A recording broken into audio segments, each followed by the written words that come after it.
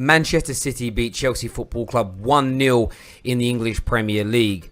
This is the first time Pep Guardiola has got the better of his growing nemesis Thomas Tuchel since they've been managing City and Chelsea respectively. We're going to delve into exactly how Pep Guardiola masterminded this victory, the mistakes that Chelsea made, and also touch on where both teams go from here. Smash that like and that share button, subscribe to the Football Terrace. Let's jump straight into it. It can often be very, very easy to overcomplicate tactical analysis of games. You can sometimes focus too much on the intricacies and the nuances and ignore the glaring issues. The biggest mistake that Thomas Tuchel made was isolating his front line of Timo Werner and Romelu Lukaku during this game. You can see highlighted in this space the lack of bodies from a Chelsea point of view. If we move across here, you can see all the Chelsea players very, very deep in their own half. This is from a goal kick as an example. We're highlighting here all the Chelsea players in that back line, as you can see. But look at the big space in the middle. If City press, as they always do to a high degree, Chelsea are going to be boxed in. What's very key to focus on here is Rodri in the middle. The unsung hero from yesterday, the man tasked with staying very, very disciplined and sitting in the hole that Chelsea allowed to be available and open. With Mason Mount not playing and Thomas Tuchel opting to play an extra man in the midfield, you see Rodri here with the space to run and dictate the park. This is going to be very, very important when Chelsea Football Club are in possession, so that they're not able to play through the lines. But on top of that, winning second balls is going to be key as well. Rodri is going to be there. Every time a ball comes loose, there's a bad touch from Lukaku, there's a second ball to be won. This gives Manchester City the edge in this battle. And the shape you see surrounding Rodri is very, very key as well. This is stable and consistent throughout the course of the whole game. The biggest mistake from Thomas Tuchel was not making an adjustment to his team early enough. They tried to weather the storm, but conceded the goal. You can see here the phenomenal press from Manchester City. Rodri is highlighted here in the centre, ready to just clear up any loose balls that come out. At the same time, where are the options for Chelsea? Yes, they have Rudiger down here. They have Kovacic here. Lukaku up by the halfway line. But these are all long balls essentially. Not very much, not really how Thomas Tuchel wants to play. The lack of body in the middle doesn't give them an out, because they can pass the ball intricately via the press here. But where do they go after this point? That's the big question. There is no option to play through the lines and into their forward line. It's long ball only. This was the biggest mistake made by Thomas Tuchel yesterday. He allowed Rodri to dictate that middle area. He didn't fill the holes in the team, but didn't vary the style of play enough to enable them to pass over the gaping hole in the middle. Now, that isn't to take away, of course, from the brilliance of Pep Guardiola. One of the things he did yesterday that was very, very impressive indeed is he got Manchester City playing Manchester City's style of football. Now, in this clip, Chelsea were trying to counter. They'd won the ball back from Manchester City and they tried to counter. Kovacic is coming forward with the ball, but look at the lack of options. You've got Lukaku looking to try and run in behind, which is the right thing to do. Werner is in no man's land and pretty much snookered and ineffective, and every other player is behind Kovacic. What happens in the subsequent frame is he is looking for the right option. The ball to Lukaku is very, very difficult indeed, but before he even has the chance to make a play, the ball's taken from him. It's stolen away from him by Gabriel Jesus.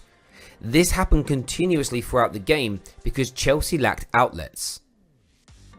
This wasn't on Timo Werner or Romelu Lukaku. They were isolated due to the formation and the system picked by Thomas Tuchel on the day. But as aforementioned, Pep Guardiola, for the first time since playing Thomas Tuchel in the Premier League, he didn't overthink. He didn't overcomplicate. He had his City team play in their normal way.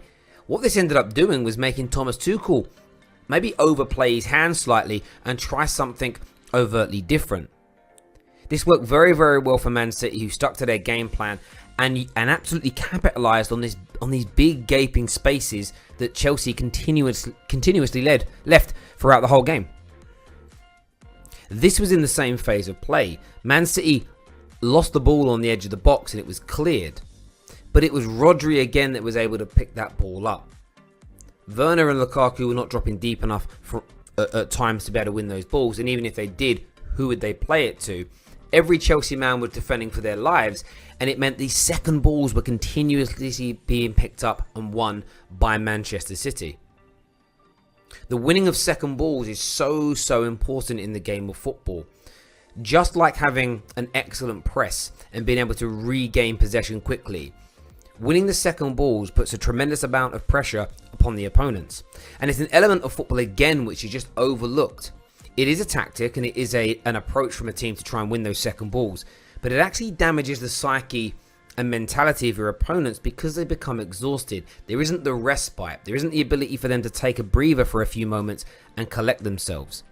Manchester City did this impeccably well yesterday, and the hole and the reason it was done, as we showed you in the previous clip, is because of that big hole left in the middle that Rodri was able to sweep up in all day.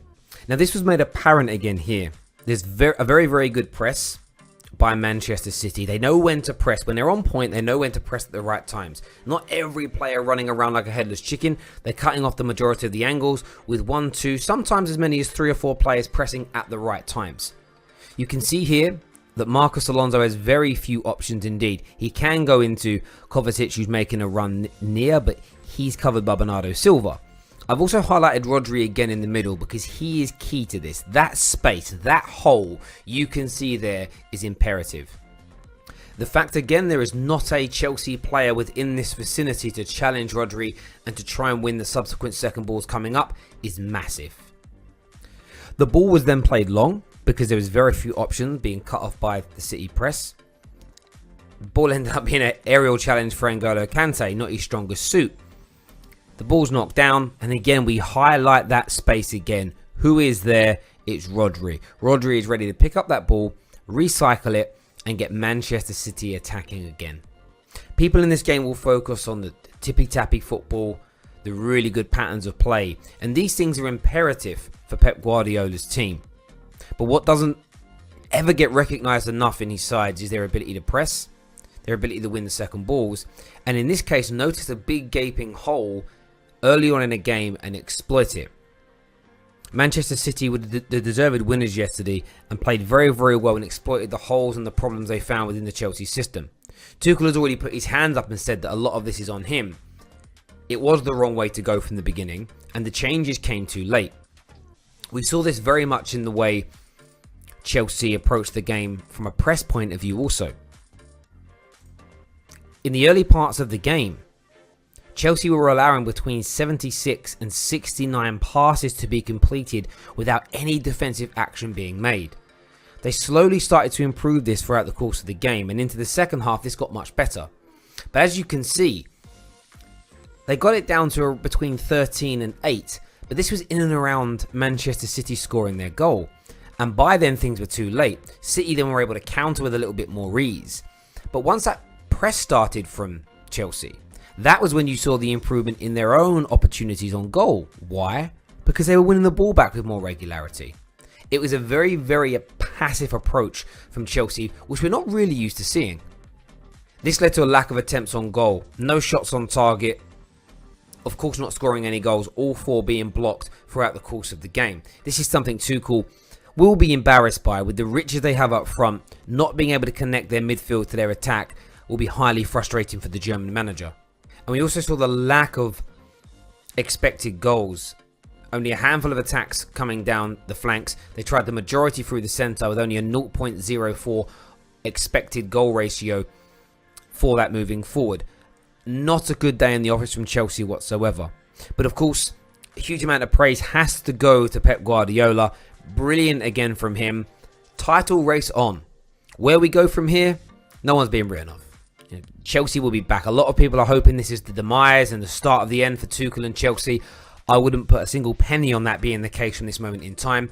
City look very good today, but still lacking that goal scorer to finish a lot of these chances. And of course, you've still got Liverpool that are in that title hunt as well after a bad day in the office. But overall, a bit of a masterclass from Pep Guardiola. Some mistakes to show us the human side of Thomas Tuchel. But the title race is on. It's going to be an exhilarating season. Smash that like and that share button, and we'll see you all again very soon.